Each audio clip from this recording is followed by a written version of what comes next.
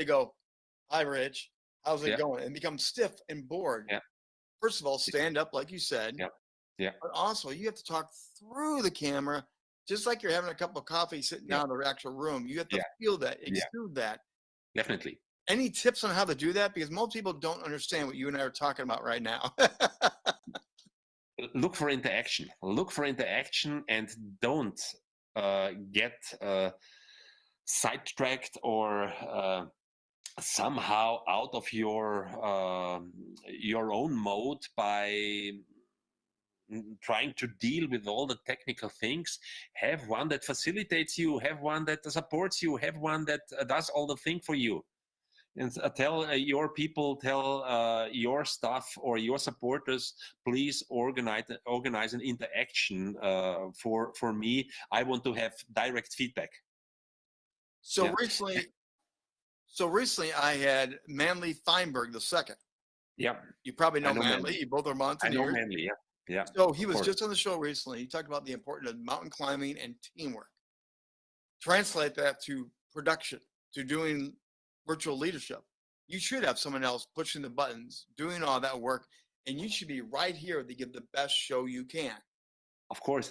And if you think production and not presentation, Right. then you will really shift your perspective on how to do this. Because if you think presentation, I have to be the magician of the virtual presentation, and I have a stream deck, and I have this switch, and suddenly something doesn't work. You have a hiccup. Have a team. Have a Have team it that does that for you. Because every TV production would at least work with a small team of 2 or 3 people. right. Yeah, And just think that's a about big that's a big change for leaders. I mean, they don't want to that. do it all. They want to show you that, Yeah, and especially if you're used to yeah, keynote, you walk on yeah, stage, you have the microphone, you just do it. You need to do the same now virtually. You need to yeah, have people yeah. supporting you so you can be 100% here. It here, of course. Now, when you get into virtual leadership and the interaction, I've done some keynotes now where I have a virtual audience and a live in person audience. I tell people I will present for the live audience, but my heart and my mind has to be more extra focused on the virtual because they will turn you off if they feel like they're forgotten. What advice you can give for people that are in that situation of they have live, but they're also streaming? How do you split your attention? Where do you put your energy? Maybe that's one of the hardest challenges. You have to do so. Honestly spoken, I try to create the same conditions for everyone, if it's somehow possible. Yep. But it always but it also can work. But also have somebody who reminds you to turn maybe to the camera for a Yes. special moment, Yes. not to be focused too long to the live audience. Have someone there who gives you a sign. Now again, turn your attention to the virtual audience as well, so that they feel included as well. So I would just ask for help as well. Well, and also the engagements that we talked about. It's hard when you're presenting to stop, turn to a monitor, and read the chat box. So what I've found is either have an earpiece, so you have a producer feeding the questions to you, or literally have them talk over you. And it's like, hey, Rainer, what's in the chat box right now? And then you actually voice over what's the question, and I answer the question. Make them part of it, but let the Yeah, virtual audience know you see them, you're yeah, answering your yeah, question. of course, You get much more interaction that way, don't you? of course, definitely. Now, there's another aspect of virtual leadership that I would love your opinion on because I think it's more personal. People think it's not personal when you go through the camera lens, but when you learn how to do it, share your heart, share your passions, share your dreams. They don't want information. They want to know you're the leader that loves them, they can trust. How do you do that through the virtual lens? How do you share your heart and your passion without looking goofy, do you think? Yeah, but I think is what's most important for leaders, and this is true for in-person meetings as well. Yeah. But harness the power of story. Yes.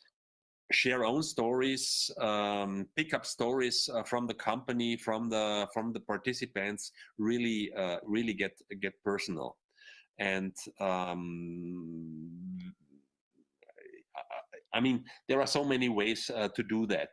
You do not always have the one-to-many presentation where you are the only one who's talking. If you have a meeting, just make a check-in. That's maybe a little bit personal in terms of how's the energy, the moods today. Just 11 seconds and 3-word maximum from everybody, and you will have a lot of fun. You are very quick through, and everybody is in here in the meeting as well. What I do when I'm talking one-to-many is really, on the one hand, sharing stories, sharing thoughts, getting very personal, bringing maybe something in from the day, what I've experienced before the meeting, sharing really something personal. But what is also very important for me, and what I really look at, is when I organize meetings in different hybrid settings, where I'm in the room and the virtual audience is more or less here in the room via MS Teams, Zoom or so. Yeah. Make the screen where they appear the biggest you can have. Yes. They need to be present. They need to be bigger as the persons in the room. I will never forget the experience we had in one of my first hybrid workshop settings. Was a strategy workshop, 3-day, in August of 2020. There were one manager of South America virtual, one manager of North America virtual participant. We thought how I did the workshop, the facilitation and some inspiration in the workshop. We thought about how can we ensure that we do not lose them for the duration of the workshop for 3 days. Right. And we just decided to bring in the biggest possible screen you can have and give them one half and one half. They were so big, they were so present. And then we did a second thing, because we knew 20 people in the room, 2 online. There will be a lot of side talks. How do we make them part of the side talks? So we split it 4 microphones across the whole workshop setting, so that they could listen. The virtual participants could listen every single side talk, every single remark or statement that was said in the room. They were part of it, and this was the feedback after that. Hey, I had the feeling I was part of. I was with you for 3 days. The only thing I could not share with you were the meals. But whenever we were in the meeting room, we were together and we were part of it. It was great. So that's ingenious. That's very immersive. Yep. That's, again, except for the physical touch, they're there 100%. Yeah. How long did it take to plan, strategize that? Because that's probably going to be the first leadership question: is how do I even think like that? How do I plan like that? Yeah, just think about that. Maybe you should prepare your meetings. Oh yes. And if you just take the time for proper planning of a meeting, just double it. And think about what should not happen, what should I not forget, and what specific requirements the virtual members or remote participants can have, and try to fulfill that. So this is just a way of thinking, and take some time, because if you just oversee that, if you forget that, you will lose the people during the meeting, during the presentation, or during the workshop. So which do you think is more important? Learning the technology side? Is this a tech-driven virtual leadership, or is you as a human have to come through the lens stronger as a virtual leader? Which one's more important, do you think, to master? I think if you don't do the technical homework, you can forget the human, because if they do not have proper sound in their place where they when they try to follow you, Right. you need to ensure sound quality first. You need to ensure proper lighting, and then afterwards a quite decent camera look. This is the absolute baseline. This is the homework you have to do. But then get human, and think about that you need to weave in stories that you should not rely on small font sizes and very text-rich PowerPoint slides. So just to be very clear in what you say, have your clear messages, have a font size that other people on a small laptop still can read, and think about how can you provide really an immersive experience, so that, as you said, the benchmark is not the other company, the benchmark is Netflix. Yes, You it know? is. And that's a major shift for leaders. But I like Yeah, how you said that. Most of my, again, I do not like PowerPoint. I do not like clicking forever with another slide, another word, another yeah, slide. Turn it into storytelling with a picture, with a video, with an image. You relay the information, but now you have something to visualize, to pull them into what you're talking on. And I'm sure with your mountaineering, you've got some great clips to show on your screen of while you're course, talking about what you're talking about, right? of course. Of course, and just to be very clear, it is not enough to deliver average. No. What you should do as a leader, no matter if you own the company, if you're a senior vice president or a CEO, or just in a small company, or trying to lead the audience as a speaker, strive for the best slides, the best design, the best deck you can have, because otherwise it will not be outstanding. I got so much business. I got so much business during COVID just because my presentation made a little difference. It was fun for them, Right. and it was nice looking at it. It was a crystal clear sound. It was a way of entertaining them while giving information, while encouraging them, while inspiring them, and this is what we need to aim for. Do you see the business world embracing virtual leadership the way you and I are? Do you really see them saying, I'm in them, I'm buying the gear, I'm learning how to be on camera, I'm investing in this new craft? Are they really doing it? Maybe not enough, but it got better. It got better, but not at every place, not at every company, not at every individual leader. So, I mean, it just think about how often we see somebody's nose from down. Right. The nose or they're way down Yeah, here yeah, like yeah, this. yeah, yeah. Yeah, I We're, mean, we're still accepting that. But what yeah, you and I are yeah, talking about is yeah. radically different. Yeah, yeah, yeah. I really, when I told you that I was asking for help, Yeah. uh, one thing was asking for tech help, but another another kind of help I looked for was help from directors from the theater. What? Because this is my stage now. Yes. This is my stage now, and how should my stage look like? Where should I be positioned? Yeah.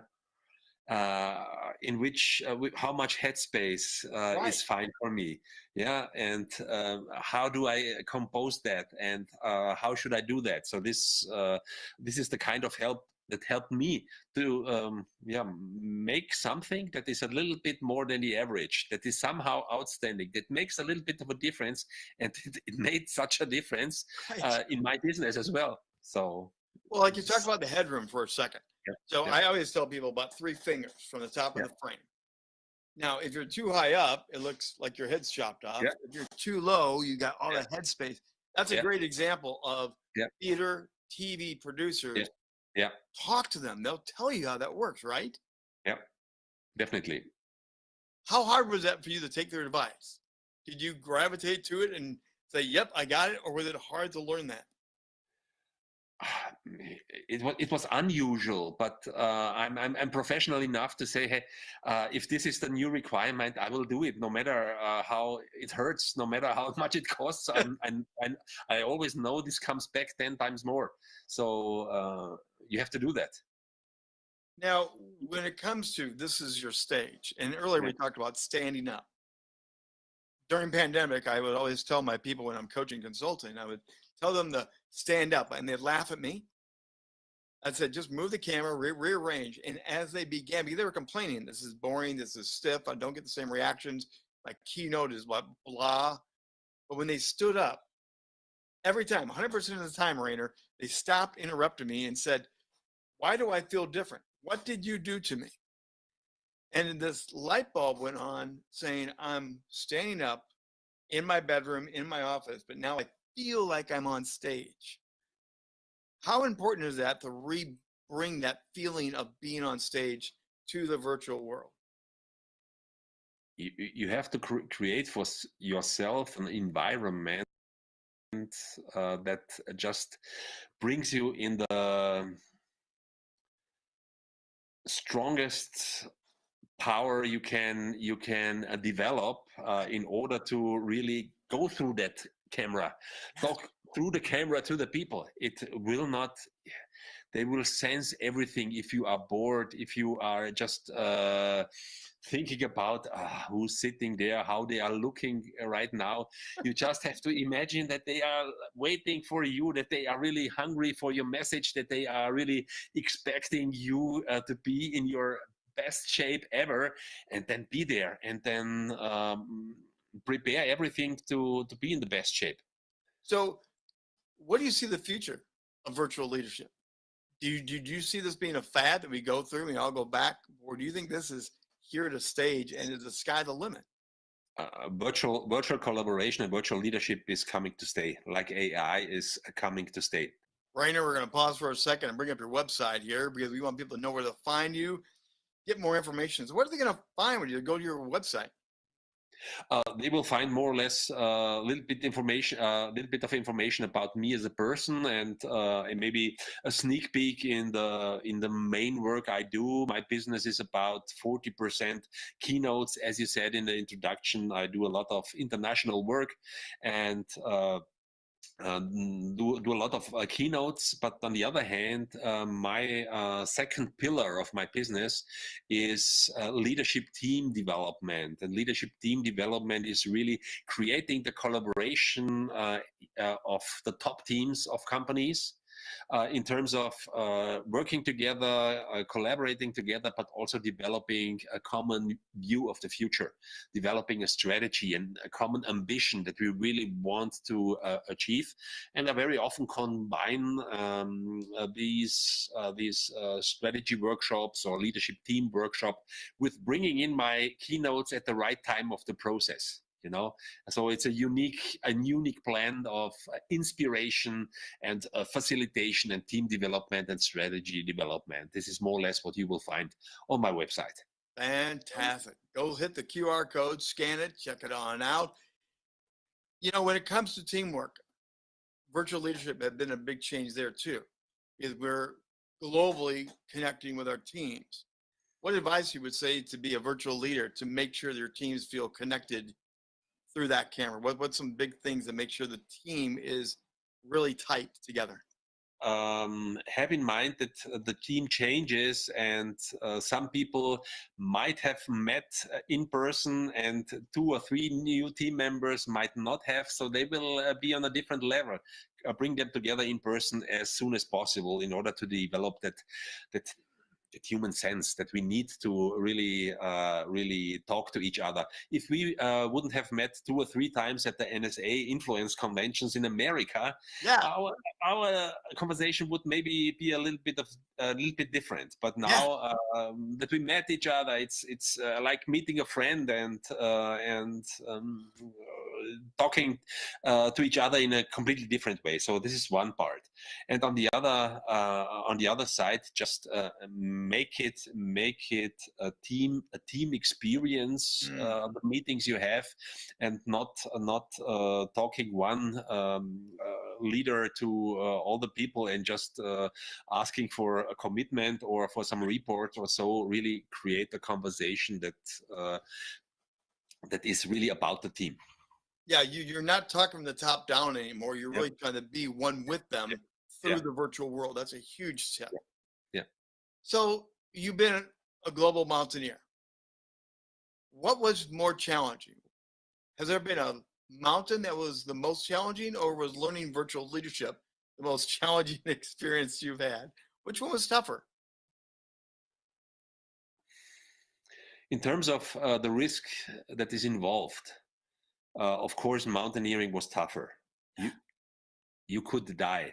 Yes. But tell me, but I tell you, there is always a kind of death you can die on a stage, or or in a presentation. If you have the feeling I'm not getting through to them now, what can I do to get through to them? No matter if I'm here in the room together with people on a physical stage, in a physical meeting, or just in an online meeting, it can be very, very tough. Don't underestimate the challenge involved.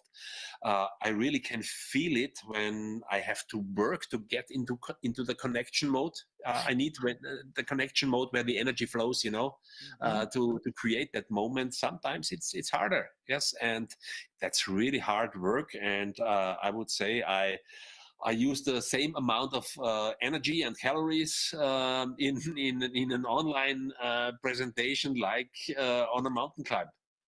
For those that are still struggling to embrace virtual leadership and invest the money, the time, to learn the new skills, what nugget of wisdom would you give somebody that's saying, I still don't believe, I'm not going to do it? What advice can you get from them?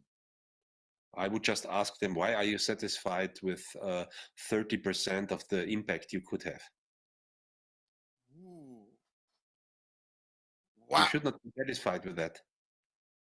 Wow. That's something to chew on. Wow.